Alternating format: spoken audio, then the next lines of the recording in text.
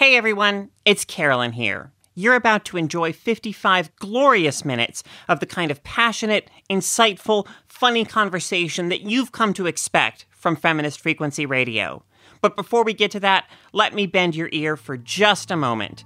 As you, our wonderful fans and supporters, probably know, everything Feminist Frequency produces costs money. From this very podcast to the brand new season of The Freak Show to so many other great video series, workshops, and other awesome Feminist Frequency programming we have in the works. Now, May has arrived and spring is in the air, which means that it's time for our annual fundraising campaign. This year, we've set a goal of $35,000 so that we can continue doing our vital work, and we know that with your help, we can make this happen.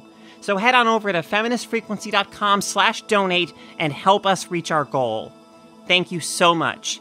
Now sit back, relax, and enjoy the show. One of the first things I want to note, Carol, is that I cannot wait for you to see the movie because you are in the film. I did not know that you were going to be in the film, but... Hello, everybody, and welcome to Feminist Frequency Radio. This is episode 24. Our fearless leader, Anita, is out this week, so you've got me, Carolyn Pettit, on the wheels of steel. And, of course, I'm joined by my valiant co-host, Ebony Astor. Hey, Ebony. Hey, Carol. Would it be a problem for you to refer to me as Ebony Ma throughout? Ebony Ma! Well, not just the rest of this show. Sure. But from now on. You got it. Ebony Ma. Cool. We'll talk a little bit about what that means a little bit later. As you probably all know by now, this is the show that asks you to be critical of the media you love, or alternatively, we're the feminist killjoys coming for your medias. Depending on your perspective. On today's show, we're going to talk about the Marvel Cinematic Universe class reunion that is Avengers Infinity War. And... on a less colorful note, we're going to talk about the horrifying phenomenon of incel culture and the ways that women, as usual, get blamed for their own victimization. As always, we'll finish the show by each sharing a little something in What's Your Freakout? And especially for our fantastic drip backers, we'll be recording a bonus segment. This week, we're going to talk about Michelle Wolf's appearance at the White House Correspondents' Dinner and discuss that old evergreen question: are women funny? Can women actually be funny? I don't know. Oh my God. The way you asked that question was, okay. See, women are funny. Women can be funny. Right, I just proved it. It's proven. Exactly. Everything Feminist Frequency produces, including this very podcast that you are listening to right this moment, is listener, reader, and fan supported. Thank you for helping us stay on the air and on the web. If you want access to special perks and exclusive back rewards, join our podcast community at d.rip/femfreak. Now, on with the show. So, Ebony, you just got back from, New York. Of course, y'all recorded the podcast there at Kickstarter last week. But also, while you were there, you had the opportunity at the Tribeca Film Festival to see this new documentary called Netizens, right? Which Anita is featured in. Anita actually... she's currently in Canada Land, where she went to the Canadian, I think, premiere of Netizens. Also, can you, I have not seen the film. Can you, for our listeners and for me, just tell us a little bit about what Netizens is? Yeah, absolutely. And one of the first things I want to note, Carol, is that I cannot wait for you to see the movie because you are in the film. I did not know that you were going to be in the film, but there are at least 3 or 4 scenes in which, you are shown having conversations with Anita.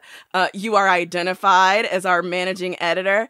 And I was like, yeah, let me get my girl Carol already. Getting a little shine. I know. No, it's an uncomfortable film to watch, deliberately so, right? Right. So, for those of you who don't know, the movie, the documentary is... It roughly shapes, itself around the stories of 3 different women and their 3 different experiences of online harassment, cyber stalking, revenge porn, and the sort of ways they've had to navigate that world, the reactions they've gotten from, outsiders, legislators, the kind of, fight that they've had to have just to exist as a woman in the world, let alone a woman on the internet. Right. So Anita is one of those three women. And let me tell you something. I'm sitting next to Anita in the premiere, and I'm watching her having to relive some of the worst moments of her life. And there's nothing I can do to make this better. This is something that happened.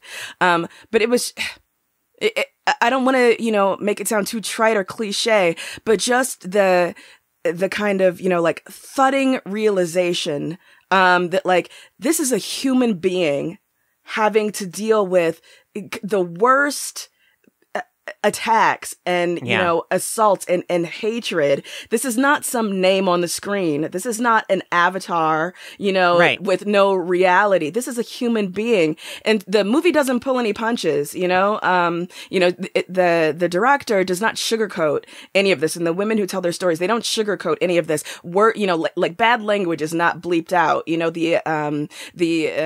nature of the harassment is shown at its absolute, It is galling, Well, I think it sounds extremely valuable because, I still have those conversations with friends whose jobs and whose lives just don't require them to live on the internet the way that we do, right? They aren't big Twitter users. They just don't exist in that same space. And I think for them still, when I talk to them about my work and when I talk to them about what we've been through and what my boss and friend has been through, they often just don't, they sort of, they'll be sympathetic or whatever, but there's still this little hurdle of not quite getting how this could be a thing, right? And so I think that a film like this could be extremely valuable in helping those people for whom these experiences are still just kind of stories that other people tell or about other people's lives, but that they don't quite understand. I think it could be very valuable in illuminating why online harassment, is one of the great kind of issues of our time, right? Figuring out, Right. And just the assumption that harassment and vitriol are the price you must pay. Exactly, to be a woman, a person of color, a disabled person, anything other than a straight white male. There is a price that you have to pay simply for existing, and for letting that be known that you exist. It was, if you have the chance, please check it out. Just an incredibly important piece. Absolutely. So let's quickly touch on a few pop culture news items from the past week or so. There is much rejoicing, although obviously tinged with sadness that it took so very long for us to reach the point where Bill Cosby has been convicted of sexual assault. Seeing the footage, I don't know if you saw this, Ebony, but I just saw on Twitter and stuff, footage of the women who, a small handful of Cosby's accusers coming out of the courtroom after the verdict had been rendered, and just the grief, the catharsis, but the grief, just the outpouring of emotion that these women were experiencing in that moment was really, just so powerful. And also, but still, as I said, so infuriating that it took so many voices being raised for so very long for us to reach that point, Yeah, and just the grossness of the conversation surrounding it, such that we were hearing people, explicitly stating that, they were more concerned about Cosby's legacy, over the lives of these women, who were, materially harmed. I say fuck you to people on the internet at least 17 times an hour. But anytime this Cosby discussion came up, that got boosted up at least double, just fuck you, miss me with that. Yeah. One of my favorite tweets on the matter was, and I'm sorry that I don't remember offhand who tweeted it, but it was essentially to the effect of it said something like, do you know the names of half of Cosby's accusers? Do you know the names of 5 of them? Can you name, 3 of them? Do you want an autograph? Do you, no, therefore it's settled. Women don't do this to get famous, right? Because there's still this mindset of like women doing this to gain some sort of like personal notoriety or something, which is utterly ludicrous. Yeah, like I can think a few things worse than having to accuse a powerful man publicly, right? Publicly, exactly. Yeah. Like no one is doing that for the shits and giggles. You fucking idiot. There's women out there almost certainly who have not yet come forward because of that cost. Also, really quickly, Joy Reid, MSNBC personality. It came out that, of course, like on her blog, like a defunct blog from some 10 plus years ago, she had made a number of really, disappointing, upsetting, homophobic statements. And what the problem with this whole affair is not just that she made those statements at the time, but that when they were brought to light, she essentially said that, her blog had been hacked and these statements had been added. And I think now she's come out and like apologized for those statements, but it's disappointing that obviously I'm not happy that those statements were ever made, but I mean, as a queer person in the society, you have to sort of learn to forgive and a certain percentage of the population as broader cultural ideas about these things are shift. But, so what's really troubling isn't so much that she made those statements, but just that she, in that moment, rather than just owning up and apologizing for them, that she did initially kind of try to deflect that responsibility and lie about the having made them. I'm confused because I haven't actually been following this story as deeply as whatever. There's only so many hours in the day, so absolutely. I haven't completely. But my understanding was, that she did own up to some of the comments that she had made. Yeah, and so on the part of her defenders are saying like, listen. It does not make sense for her to have owned up to some of them, but to have not done the others. So when the story became that Joy Reid and her camp were saying that she had been hacked, and then people saying, no, it's not possible for her to have been hacked. But then the person who provided the screenshots, had to admit that he had, in fact, adjusted the screenshots, had modified them. So then there was a question about, how legitimate are these things? And would Joy Reid, is there any benefit to giving her, a little bit of the benefit of the doubt while this story, gets unpacked? So I am reserving judgment. Listen, y'all ready? No, I'm ready to wield the ban hammer in life outside of our Twitch stream, but just on my Twitter feed with abandon. So I am ready to cancel anybody from my regard. But just for me personally, because I haven't read up on the story, I'm gonna do my homework and then I'll come out. Like, people give a shit what I think about Joy Reid. I'm acting we'll check in people are waiting for the news. Ebony, right? We'll check in with you again next week about your feelings. Okay, good. Your feelings on the Joy Reid affair. Okay, perfect. All right, so let's get to the main event here of this week's podcast. Avengers: Infinity War, the big new Marvel Cinematic Universe bonanza, right? I mean, this film's got, almost everyone in it. I mean, Ant-Man, I don't think makes an appearance, right? But gets a passing mention, but just about everybody. Yeah, surprise, you were in the Netizens doc. Also, you were in Marvel Infinity War. I don't know if you caught but literally everybody is in this movie. I'm one of the 50% of people who gets wiped out at the end of the movie. Spoilers, but we have to talk about the ending of this film as part of our conversation about it. So yes. There will be spoilers, she says, after releasing a spoiler for the film. Oh my God. But, I haven't processed it enough. Like, I saw the film yesterday. Yeah, me too. And so it's been, less than, 24 hours for me. And to be honest, I don't even, I'm still kind of like, what? What? Yeah, I am very much, in that mindset. So, I mean, I think for me, it's hard for me not to admire some of the the craft of these films, right? I mean, this film, it's kind of a tremendous undertaking that it tries to cram in so many characters and so many little emotional, story beats and plot lines and everything.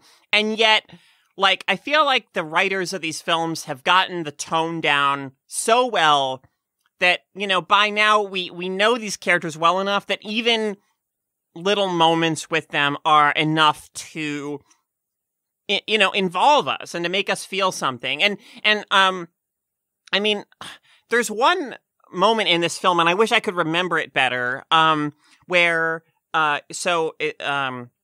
Robert Downey Jr., Tony Stark and Spider-Man and Doctor Strange are on this big donut ship, flying through space, I think. And somebody says something ridiculous, as happens often in these films. And you just get like Robert Downey Jr.'s face, like Tony Stark's face, processing this absurd thing this person has said.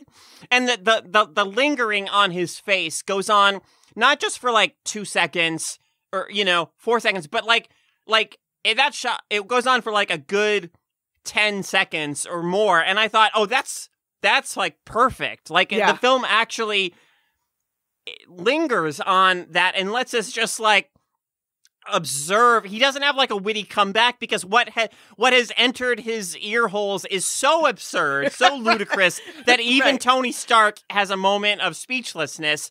And it's just like, and I feel like that's indicative of so much about these films is, I mean, I'm such an admirer of Mark Ruffalo. So, and I feel like there's this really interesting, I'm not in any way going to say that these films are models for positive masculinity, but at all. But I do think that I do enjoy the contrast between, I think Mark Ruffalo, when he's in Bruce Banner mode, takes a kind of sensitivity that contrasts really sharply with, say, Tony Stark's kind of brazen confidence that that itself also has moments where the armor gets chipped and he acts like a real person for a moment before the sort of arrogance or whatever, the shield of arrogance reappears.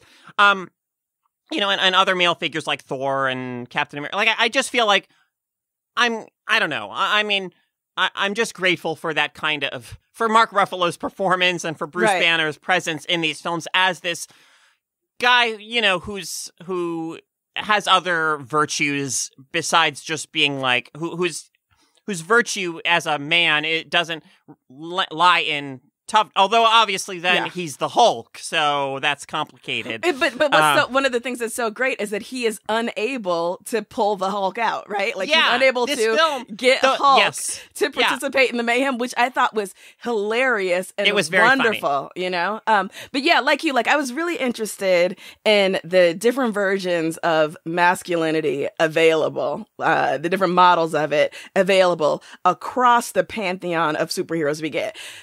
P.S. Side note, if y'all want to hear us talk more about models of masculinity, please listen to Cinema Ball because we had a hilarious time talking about Kickboxer Retaliation, which I shouldn't even be mentioning these two movies in the same breath. No, but I'm glad. I was trying to figure out a way to work that in. So our film on this week's upcoming episode of Cinema Ball, Kickboxer Retaliation, I mean, it's a terrible film that gave Ebony and I so much to talk about with regard to representations of masculinity. So please, we had a lot of fun with it. So if you haven't checked out Cinema Ball yet, which is Ebony and I's personal movie discussion podcast, give that a listen. You can find it on all the major, wherever fine podcasts are distributed, just like this one. Yeah, and I think one of the things that we love about shows like Cinema Ball or Fem Freak Radio is that, when we get to talk about movies or media like this, there's a way in which we're shining light on masculinity in ways that it is unaccustomed to having attention paid, right? So people expect an organization like Feminist Frequency to want to talk about the representations of women. And yes, we absolutely do that. But masculinity is not a default. It has been rendered invisible and normalized, too much. And so the ways in which we can pull back the curtain on how masculinity is a performance, how it can be a costume that people wear. The more we can do that, the better. But yeah, so I loved like the different versions of masculinity available in this film. From like the dandy or kind of, vaguely effete version of masculinity represented by characters like Doctor Strange or Loki to like the pure brute, right? Represented by, Thor and to a greater extent Hulk, So I love that. And I also loved, again, going back to a discussion we had on our Cinema Ball episode about Kickboxer, the transmission of manhood and male or masculine, might and legitimacy from one generation to another is a huge part of this film with Tony Stark and Spider-Man, right? Yes. The kind of like, Papa Bear way he takes Spidey under his wing, it's all about like, in a sense, passing the torch. And we know that ultimately something like that is happening. Like Iron Man, listen, Robert Downey Jr. is what, 55, 56? Like, dude ain't gonna be around playing this role forever. Yeah. I've actually been wondering how the Marvel Cinematic Universe is going to handle that inevitability. Yeah. Are they going to recast the role with a younger actor, sort of a la James Bond? Or are they going to try to maintain some kind of continuity where maybe he retires, Tony Stark, like, becomes some elder statesman, someone like who the other superheroes kind of consult with or talk to, but who isn't, like, in the field anymore? Exactly. Where is it going to go with that? But I think we do also want to talk briefly about relative to that masculinity that this film centers and celebrates, how women are positioned, because you have these great Scarlet Witch, right? She is awesome. I don't think I saw the previous whatever Marvel film she was in before. Was that Age of Ultron? The one that it made so much money, but I have zero memory of that film. But so you have, so she's amazing. I like Black Widow. But these women and others, I feel like, are still, for all of their, like, power, and these are both very powerful women who do exert their own power. They save lives. They definitely have their moments in the sun. And yet they're both kind of positioned relative to, their prime importance almost is relative to male characters like Vision. Scarlet Witch is there's an extent to which she's just Vision's girlfriend / love interest, right? And Black Widow, there's like, it's kind of like, oh, Hulk, maybe the reason he can't be Hulk is because things are weird between him and Black Widow right now. So it's almost like a big part of their utility or their meaning comes from the function that they serve relative to these male characters. And you don't really see the inverse of that same kind of like dynamic, right? So there's, women, Shuri has like a few great, moments and stuff, but obviously this is still not like a balanced, universe by any stretch. It's very, very skewed toward men and masculinity. Yeah, absolutely. Although I have to say, at some point I became aware, this is how normalized it is. I became aware that I wasn't seeing a lot of women's, bodies in the ways that they're typically presented in these superhero films. So like, ridiculous armor, crop tops with like a lot of bare skin, a lot of like up the skirt shots and whatever. And I was so grateful, which is not to say that like Scarlet Witch or Black Widow, which is not to say that their outfits are not sexy, they are. And specifically designed to be sexy. But the fact that, we weren't burdened with it. We weren't overwhelmed by their sexiness first. Was great. Karen, your close personal friend Karen Gillan, who played Scarlet Witch. Girl, oh my God. I need to, she's not answering my phone calls, unsurprisingly, but happy to see her again. Yeah. She actually has said publicly that she is unhappy with the amount of cleavage that her costume in this film, reveals. And I think it's great that she is saying that publicly, that she doesn't feel that she, I think a lot Wait. Karen Gillan as Nebula or Elizabeth Olsen as Scarlet Witch? I'm sorry. I got them confused. Oh, crap. I think it's Karen Gillan as Nebula. Okay. Yeah, which I don't remember anyway exactly what she looked like. But anyway, like she did critique her outfit. I have to say, obviously it's Karen Gillan. I worship that girl. But I love the look of Nebula. And I definitely want to talk about the look of this movie. Because, okay, one day we're going to have to get my pops on as like a bonus, not part of the main show, not part of the main bonus, but like a bonus, because his movie reviews are ludicrous. And his take on this movie was hot banana soup, double size.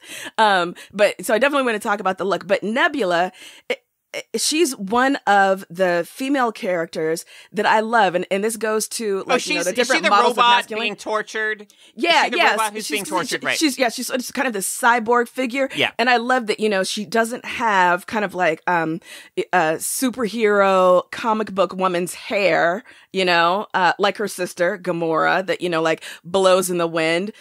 She has like that kind of bald pate, and I just love the look of her. And also, if anyone can tell me, like, if you are a comic book nerd and you know the answer to this, when she's in that torture chamber and there's that kind of like Silent Hill nurse cyborg character around her, who's that? Because I need to get a screenshot of that dude, because that was awesome. I loved it. So just to correct myself earlier, because I did just Google it, Elizabeth Olsen slams Avengers costume, quote, "I'm the only one who has cleavage." Elizabeth Olsen wishes her Avengers costume didn't show as much cleavage, etc., etc. So I was incorrect. She definitely has like a Stevie Nicks outfit, like the corset, the long leather coat. Yeah. Maybe just because I'm into that Stevie Nicks aesthetic, I was gonna let it pass. But yeah, she's absolutely right. Like if anyone's boob is gonna fly out, it's gonna be her. Yeah. So who is Ebony Maw? Ebony Maw. Okay, again, I don't have the background on any of these people. So Ebony Maw apparently is kind of a long-standing antagonist in the Marvel universe, in the comic books, right? Yeah. And so Ebony Maw is that kind of like, it reminded me so much of the Pale Man, or a character from Del Toro's movies. This kind of like tall, pale, very refined kind of villain, part of Thanos' team. So I'm not sure if Ebony Maw is actually from Titan, but part of, like Thanos' team, right? And he is pitted most directly against Doctor Strange. Sure. But just very, witty and intimidating, and in a lot of ways almost that kind of ice cold villainy that's almost scarier than Thanos in a way, because it doesn't appear to have any motivation other than the evil itself, There's no like rationale like Thanos has, trying to reason away these atrocities. Like it's purely about evil and power. So why am I taking that on as my alter ego? No one knows, but I can't resist. Ebony Maw coming to you live from Film Freak Studios. Yeah. I do want to talk quickly about the ending of this film, or the final 15 minutes of it or so, because, so spoilers. So Thanos does actually succeed in his plan. He gets all of the Infinity Stones, and he acts on his master plan for the universe basically is to cull all populations tremendously so that, in his mind, it's justified so that, scarcity doesn't become an issue and populations don't come to other ends, ends as they fight over what little resources remain on their respective planets. And so you have this whole sequence toward the end where, like a lot of the heroes of the Marvel Cinematic Universe, quote unquote, die. I mean, they sort of turn to ash or something like ash. And, this whole sequence for me it made me feel really conflicted, because as I'm watching it, it's like there's that, whatever part of my brain has the, like, immediate emotional reaction to film, you know, to the story, to the narrative that I'm witnessing. You know, there was this sort of lurch of, like, shock and grief as, like, oh my God, they're actually doing it.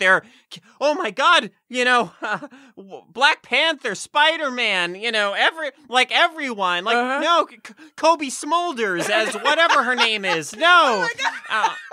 Black Panther. Oh my God, Spider-Man, Black Panther, Kobe Smulders. Yeah. No. Yeah. But at the same time as this is happening, there's already that mechanism in my mind of, well, obviously, this is all going to, like, we know, it's a fact. It is an absolute fact that this is all going to be undone, reversed somehow. Like, there's zero question about it whatsoever. Like, so there's, because, and it's because, you know, Marvel, Disney, etc., make billions off of these characters. And so it was like, by committing to this ending for this film, it almost, to me, it almost had the, you know, the sort of reverse effect, I think, of what was intended, of, like, emphasizing for me how, like, this kind of franchise filmmaking, its hands are tied by, you know, capitalism and by everything. It's not, it cannot tell stories in which this kind of tremendous price is exacted. And it's almost like,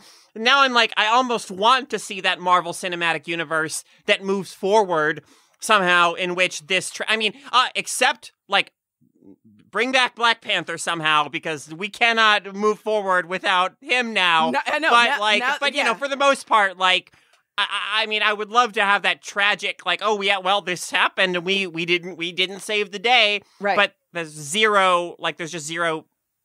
There are rarely narrative consequences, because there's always do-over, you know, written into every story, right? Like, you know, I believe Terry Pratchett coined the term narrativium. Like, these things are just woven throughout with narrativium. You just suspend your disbelief, and you suspend your concern over consequences, because you know that ultimately things can be rewritten, you know, so it's kind of a cheat. You get to experience the emotion briefly, but you know that there's no real weight behind it. My assumption, and I'm 98% sure that I'm incorrect, but my assumption is that when we get to the next film, it will turn out that everyone who was, you know, ashed away, those are the people who actually were saved.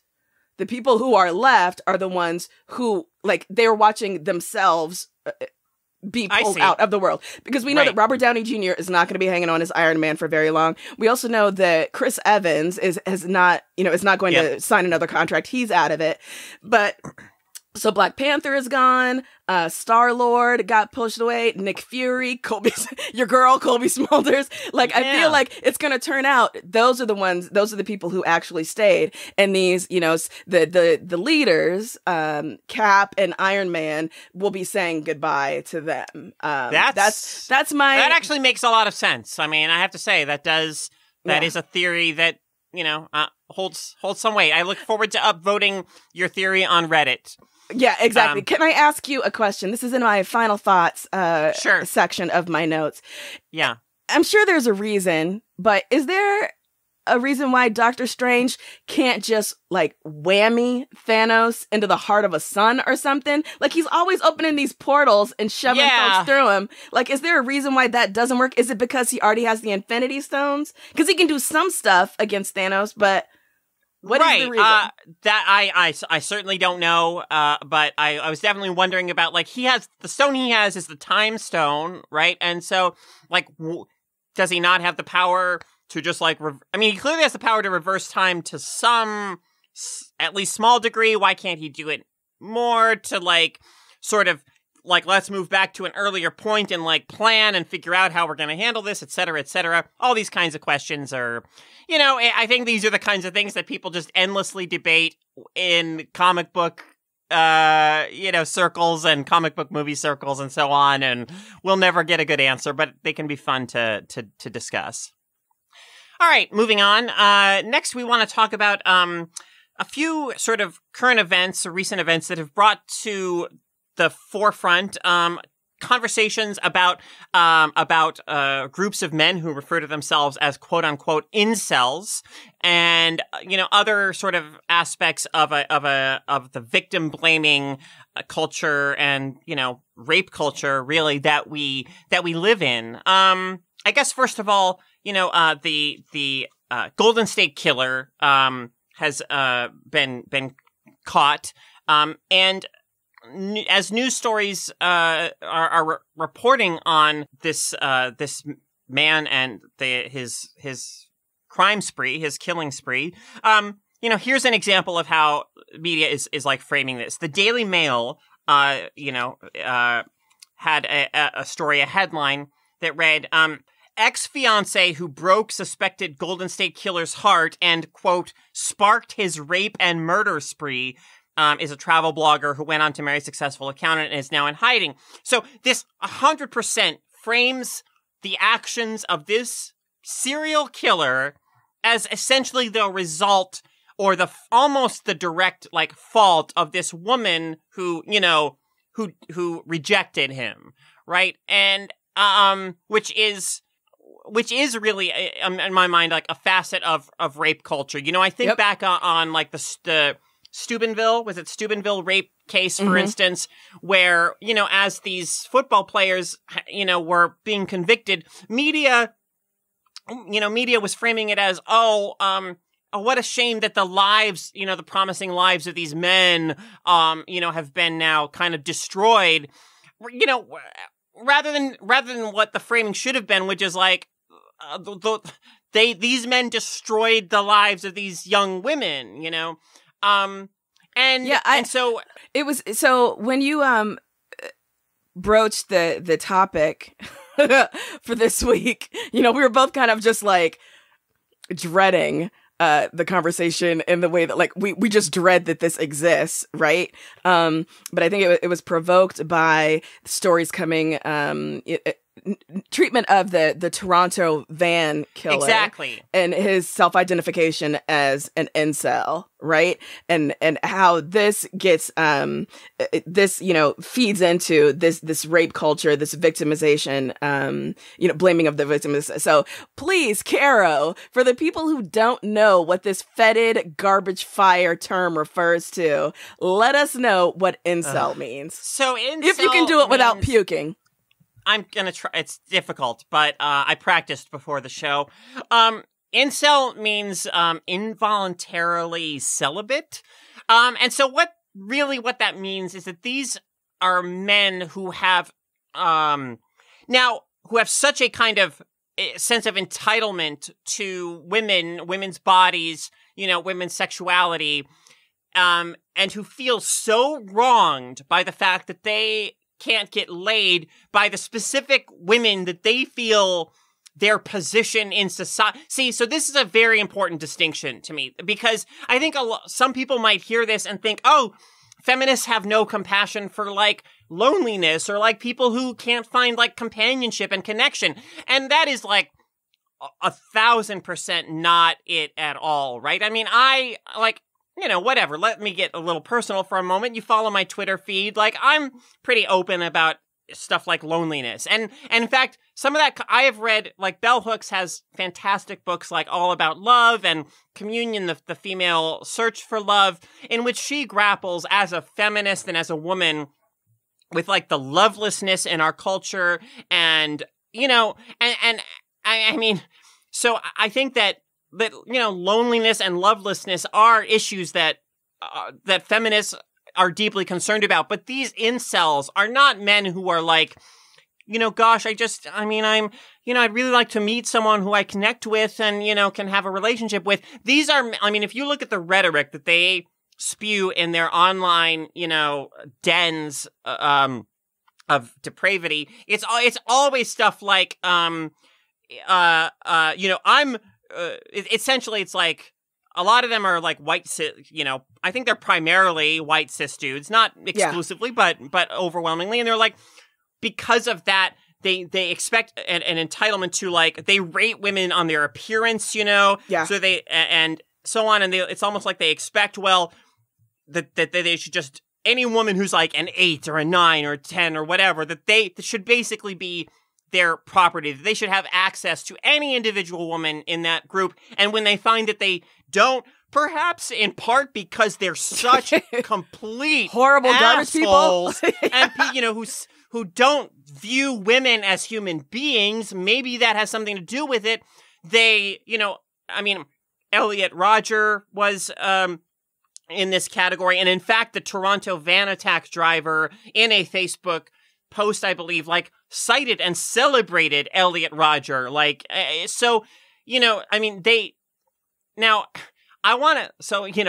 It's like if you're a lonely kind of person searching for a connection, these men, they turn more deeply to the toxic messages of extreme patriarchy, when actually, the patriarchy itself is what is kind of inflicting, to some degree, this harm. And it's if you could, there's never a recognition feminism from them. Yeah, exactly. There's never a recognition that patriarchy itself is the problem. That it is a rigged system. It is designed for this kind of horrible fucked up valuation of people. But and also crucially, these incels, although they rank themselves, right, and they call themselves beta males, as opposed to alphas who they call chads. But so although they reserve some of their ire for these chads, attractive men, financially successful men, physically dominant men, for the most part, their rage is directed at women, because how dare, and only certain women, right? White, straight, young women, conventionally attractive. Exactly. Ain't nobody, worried about if you were to adhere to their bullshit ranking system, none of these dudes are checking for fellow 2s and 3s or whatever, or, C and D girls. They all feel entitled to the A's, and the A minuses. It is fucked up. But to be fair, some of these men are, would be or could be deemed, reasonably attractive, if not, quite attractive, but their ideology is so ugly and so hideous that, surely in their interpersonal in their attempts to connect with women, that just gives off so many red flags and warning signs and is so unpleasant that, it surely, interferes with their ability to form meaningful connections. Exactly. But again, so the problem is with women having the gall to demonstrate, autonomy and independence and not accepting, what they're given. At the same time that these men also demand that these women, these prizes, because that's all they are. They're tokens, right? At the same time that these women are, it is incumbent upon them to resist the offerings of other men, right? So these dudes, these incels, will say okay, as a man, I must have, it is mandatory for my mental health to have sexual contact with whomever I desire. But the woman that I choose, or the women that I choose to, to use as the vessel for this, must never have been touched by other men. Or only infrequently, right? So, why am I even trying to break this down logically? But the physics doesn't work, they all want 18-year-olds, big boobed blonde virgins. Exactly. Oh my God, I'm losing my fucking mind here. I'm losing my mind. But the Golden State Killer business, this woman, we should be, first of all, ain't none of your business where she is, how she married, what her job is, whatever, right? But if you do need to identify this woman, which you don't, all you should be saying is, thank God you got away. Cause ain't nothing she did responsible for, he had that in him already. She didn't make him a serial killer. She didn't make him a rapist. Thank God she got away. Thank God she wasn't one of his victims more than she already was. Fuck that shit. 100%. And, even our Kanye's best pal Scott Adams of is like, it sort of espouses this ideology to some degree. In a blog post at some point, he wrote, lonely boys tend to be suicidal when the odds of future female companionship are low. So if you're wondering how men become cold-blooded killers, it isn't religion that is doing it. If you put me in that situation, I can say with confidence I would sign up for suicide bomb duty. And I'm not even a believer. Men like hugging better than they like killing. But if you take away my access to hugging, I will probably start killing just to feel something. Like, I mean, do you think that having that kind of attitude about quote-unquote access to hugging, is going to make that more likely? I mean, don't you? Yeah, the idea. Don't you understand that you are dehumanizing the hypothetical person or people with whom you might have such contact just by even framing it or talking about it in these terms? Like, right. And okay, if you don't hug me, he's really I am going to start killing. Like, what? Big hugger. Like, what an attractive proposition for any woman. I am the sort of man who, if I am not allowed to hug you, I will absolutely start killing. What? Totally normal thing to say. Yeah, totally normal. It's just terrifying, right? It's terrifying. Like being in that position where you're the woman who feels some pressure to hug Scott Adams so that he doesn't go on a fucking killing spree or whatever. Seriously, I don't know how many. I mean, where do I get? I've been busy doing so many other things this weekend, Caro. I am worried that I have not sufficiently prevented various men in my life from not becoming cold-blooded killers. That is our role and our function as women, Ebony. It's time we opened our eyes to that reality and just accepted that. Although, anyway. I feel very exactly like no one's checking for me. Exactly, as if I'm anywhere on the incel fucking scale of whatever.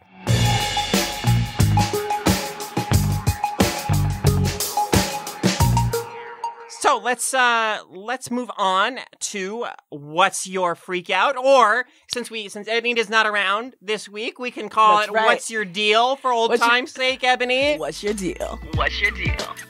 What's your deal? What's your deal? What's your deal? What's your deal? What's your deal? Oh my God, this is why I love you so much, because you're always thinking of others.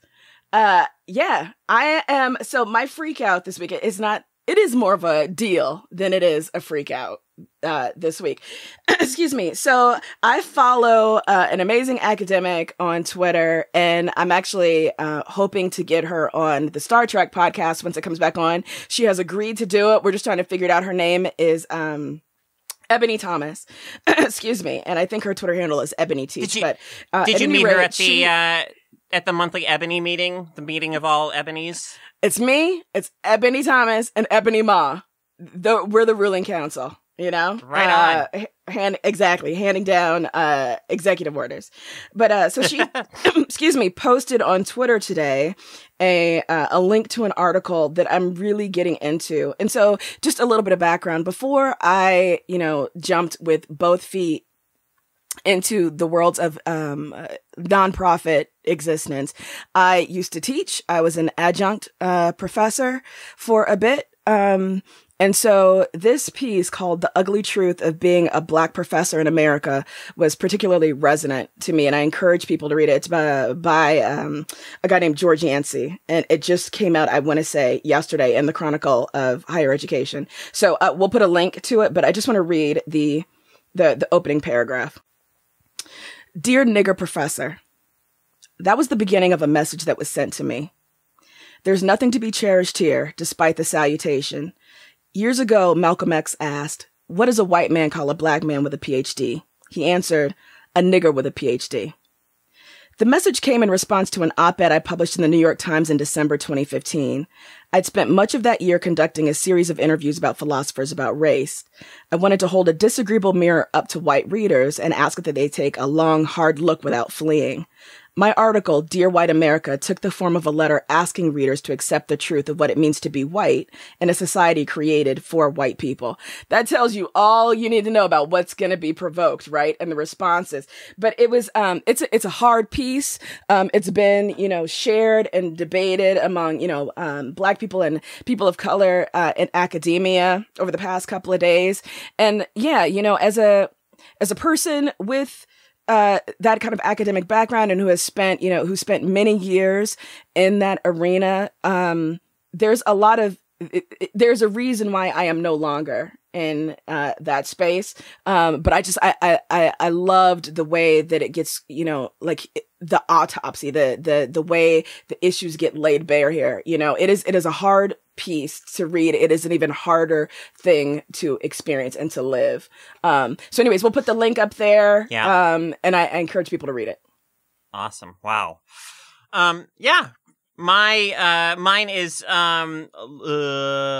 more lighthearted, but so I actually the other day I was just at a local eatery, and there was this abandoned book sitting there, which was called The Patience of the Spider. This is a 2004 novel by Andrea Camilleri. I'm probably not pronouncing that right, but it is one in a series of crime novels about a Sicilian investigator named Inspector Montalbano. And I've kind of fallen off the crime novel train for a while. Like I read a ton of Scandinavian crime fiction several years ago, tore through all of Henning Mankel's Kurt Wallander novels and everything. And I saw this book and kind of calling out to me. It sort of felt like fate, like maybe I was destined to find this book here.